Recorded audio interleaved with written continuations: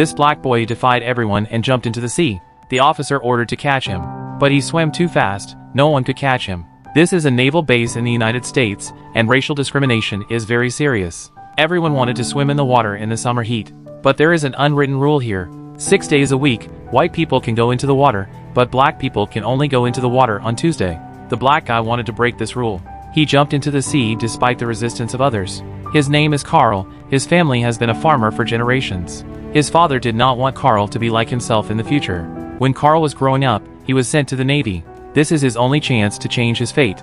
The day he left, his father urged Carl to stick with it no matter how hard it was. Never come back. With his father's hope in his heart, Carl set out with his favorite radio.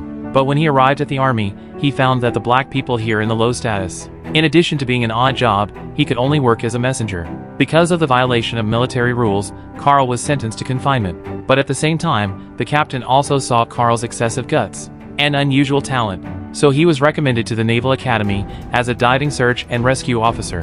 When he came to the Naval Academy, because he was black, he was rejected by the instructor. The discrimination here was even worse. But Carl did not give up. He stood at the door for a whole day. Finally, the instructor was impressed by his resilience. He agreed to enter the base.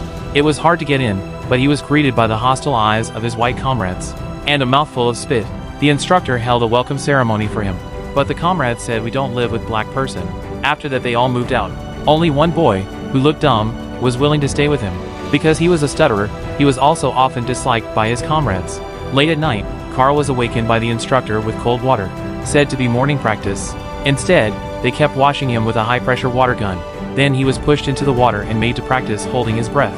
Obviously, this is to make him know the difficulty to quit. But remembering his father's words, Carl endured. The next day, Henry, who lived with Carl, was targeted by the instructor because he was close to Carl. He was expelled directly for not holding his breath for 4 minutes. Carl felt very guilty. On this day, his comrades had an accident while doing welding work underwater. Carl volunteered to go into the water with another comrade to rescue him. But just as the rescue was underway, the ship collapsed again. The other comrade was so scared that he immediately ran away, leaving Carl alone. He rose to the occasion and rescued his teammate.